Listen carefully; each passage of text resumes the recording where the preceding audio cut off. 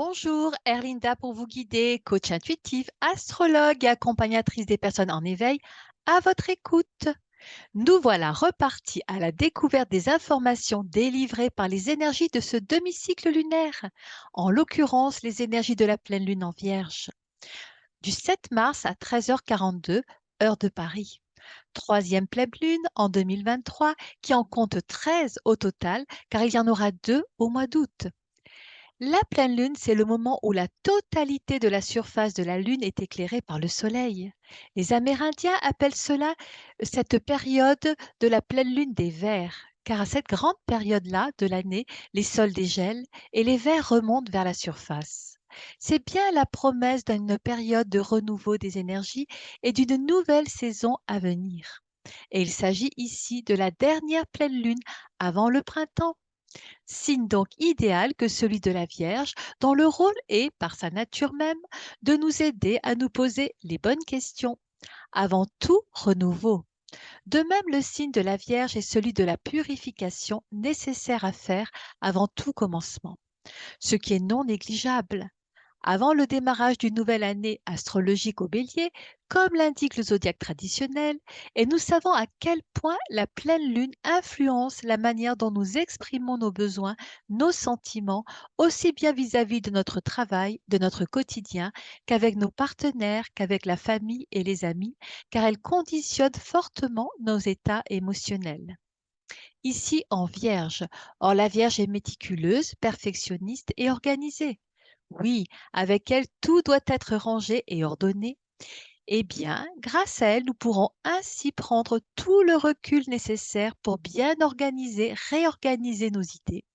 La Lune étant également en élémentaire, cela nous servira d'autant mieux pour nous clarifier d'une manière pragmatique.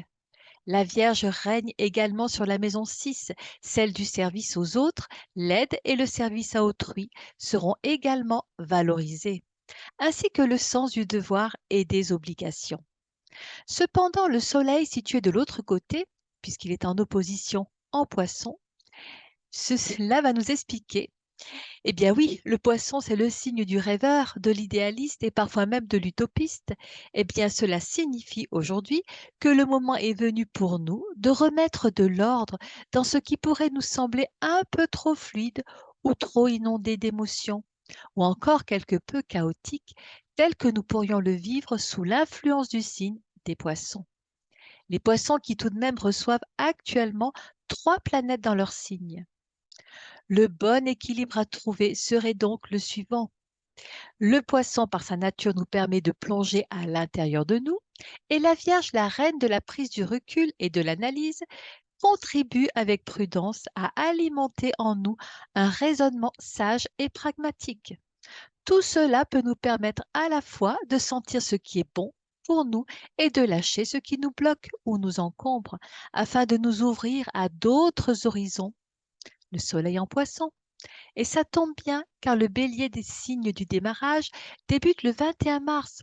Or, enrichi de tout ce travail de débroussaillage et de prise de conscience, nous serons fin prêts pour nous offrir toute l'impulsion nécessaire pour la mise en œuvre de nos souhaits et de nos projets à venir. Voici donc tout l'équilibre qui nous est offert à travers l'influence de ces 2 signes en opposition, la Lune en Vierge et le Soleil en Poisson. À nous maintenant d'y ajouter nos efforts, car même si la Lune en Vierge semble frustrer un peu la nature quelque peu confuse et poétique du Soleil en Poisson, cette période semble bien le signe du rangement et des bonnes résolutions. Voici pour les signes astrologiques les plus chanceux pendant cette pleine lune. Eh bien, la Vierge étant un signe de terre, la pleine lune en Vierge serait donc favorable aux signes qui le sont aussi, soit le Taureau et le Capricorne. Continuons par l'étude des énergies de la pleine lune à travers les configurations du moment. La pleine lune, opposée à Neptune, Soleil, Mercure, en carré avec Mars, accentue ce besoin de prendre du recul de manière à ne plus se laisser submerger par les émotions ou les événements. Elle nous invite donc à nous discipliner, comme nous l'avons dit un peu plus loin au début. Uranus en trigone avec la Lune apportera, lui, tout de même son lot d'originalité en nous poussant vers le changement, le renouveau, vers un futur toutefois bien posé et pensé par Saturne, qui lui aussi veille au calme de nos émotions. Puis Saturne qui rentre sur le signe du Poisson pour environ 2 ans et demi. Saturne, qui représente le concret, le rationnel, le matériel et le besoin de stabilité, va amener ici un cadre nécessaire avec des leçons à la pluie concernant tout ce qui touche nos croyances, notre spiritualité, nous invitant à la structurer un peu mieux et avec une plus grande lucidité. Nous serons donc invités à nous accorder du temps avec tout ce que l'on croit, ce que l'on pense ou ce que l'on ressent, car la mise en place d'une prise de distance sera envisagée avec Saturne, nous obligeant à ne pas nous perdre en confusion, de manière à ne pas nous éloigner d'assises en lien avec nos bases essentielles. De la même manière, Saturne en Poisson nous invitera à lâcher un peu plus nos attachements, nos avoirs, pour nous ancrer d'autant mieux nos racines dans notre esprit et un peu moins dans notre matérialité.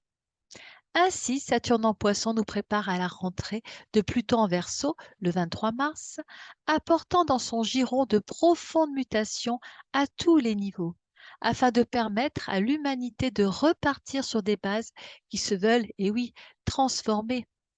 Or, le Verseau, c'est le signe de la liberté, de l'émancipation. Cela va mettre l'accent sur toute une communauté qui souhaite des changements.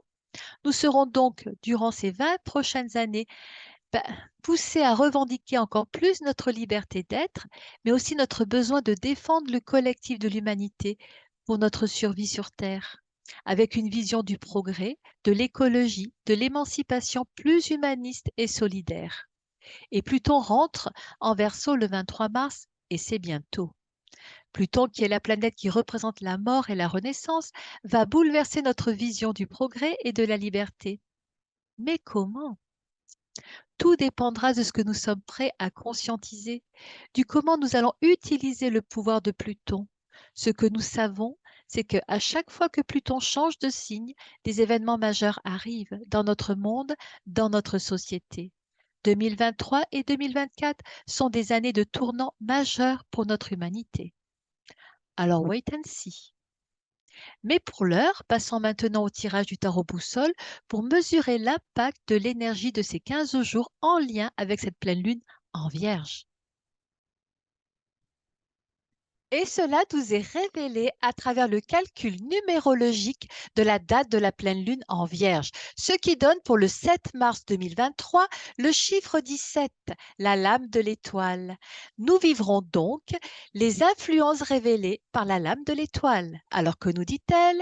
Eh bien, vécu dans une manière bénéfique, les énergies de la lame de l'étoile nous poussent en cette période-là à persévérer sur notre capacité à suivre notre destin malgré les aléas de la vie et dans une confiance totale, à développer ainsi une espérance à toute épreuve en accentuant notre connexion à notre propre intérieur, l'intuition, afin de nous orienter vers ce qui nous tient à cœur dans une foi et une harmonie inébranlables.